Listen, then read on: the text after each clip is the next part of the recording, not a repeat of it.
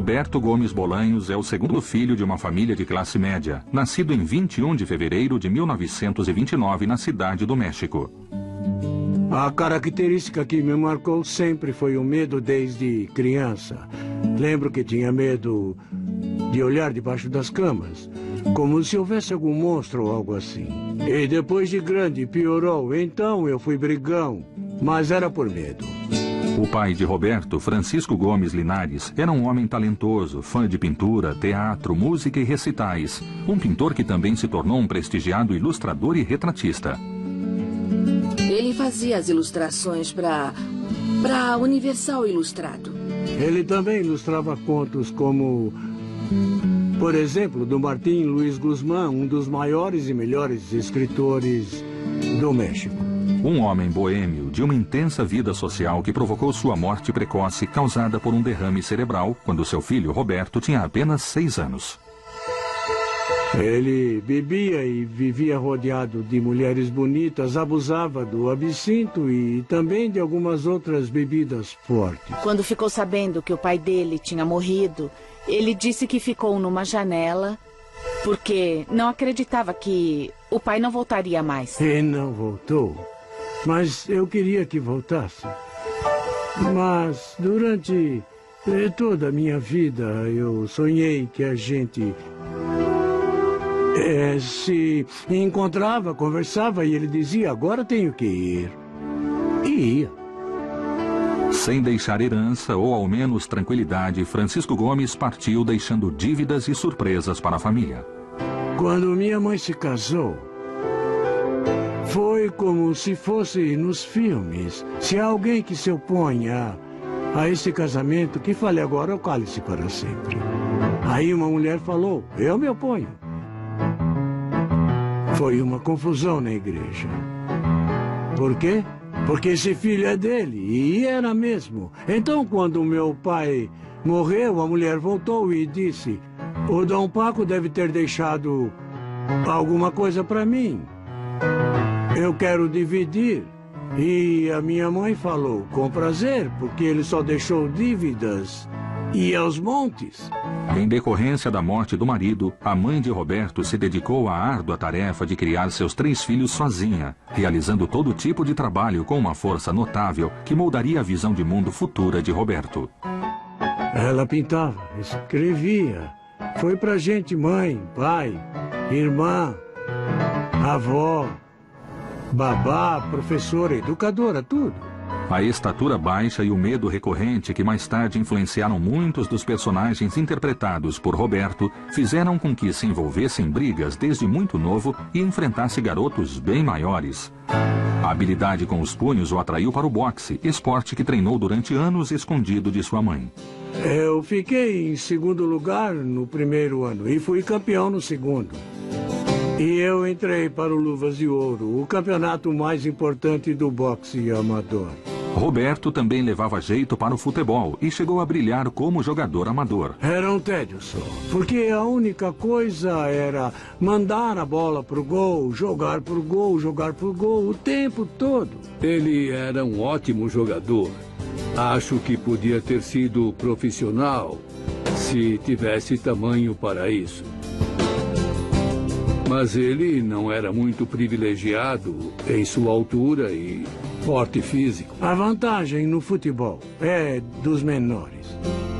Porque com o jogo ao nível do chão, estamos mais perto. Já na adolescência, o carisma e as habilidades que tinha, além das artes como as quais já era envolvido, como a música, a pintura e a escrita, fizeram dele o líder da turma de seu bairro no México dos anos 40. Arranquei uma placa que era azul com letra branca. Pintei toda de azul e escrevi Rua Roberto Gomes. E ela ficou um tempo ali. Chegava alguém e perguntava, onde fica a Rua Nicolas San Juan? É só seguir na Roberto Gomes 3 quarteirões para frente. Por onde? Ah, mas tinha outro nome. Mas essa rua mudou o nome agora. Tem outro nome. Desde jovem era ele quem escrevia as músicas para conquistar as meninas e os esquetes dos amigos que armavam as festas. Ele era o cérebro de tudo e gostava do reconhecimento. Sua popularidade no bairro tornou famoso entre as jovens que frequentemente o assediavam. Eu o conheci em uma festa dos Aracuanes que meu primo me levou. Ele tocava maraca com eles no baile. Aí ele me falou: quer dançar comigo? Eu quase desmaiei.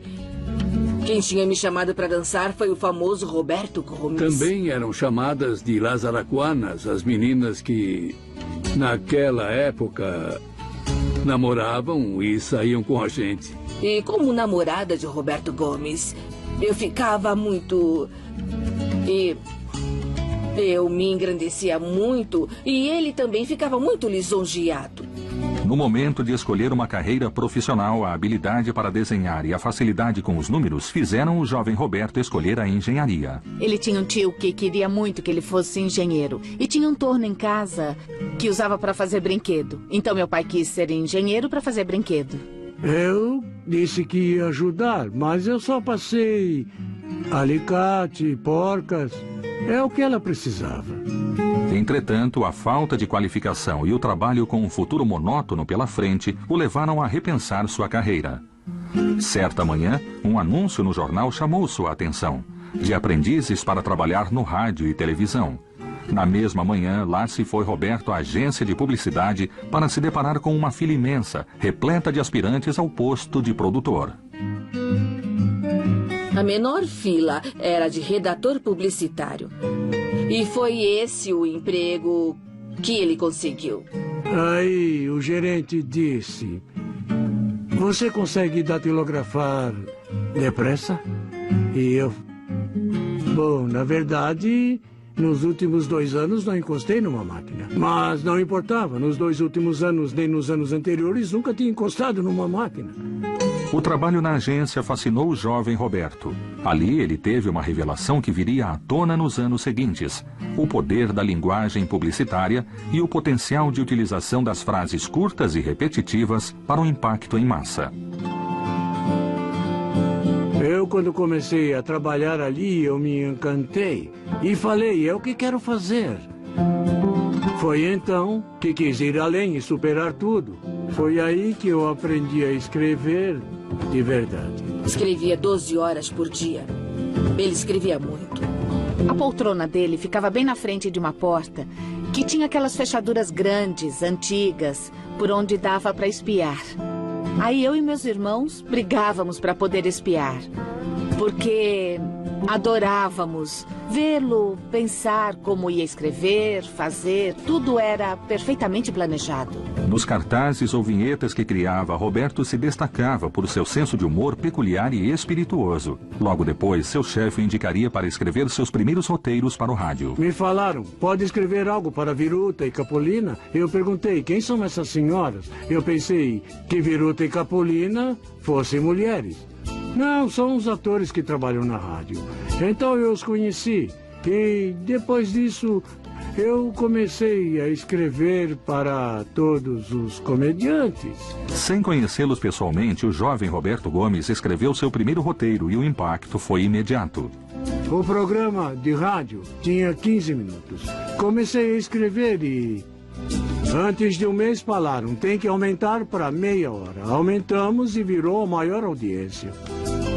De olho no potencial da combinação dos textos de Roberto Gomes com o carisma da dupla cômica, a empresa patrocinadora se propôs a reproduzir a mesma ideia em um meio em expansão, o da televisão. O trampolim que impulsionaria Roberto à fama e o faria descobrir mais um de seus talentos, a atuação.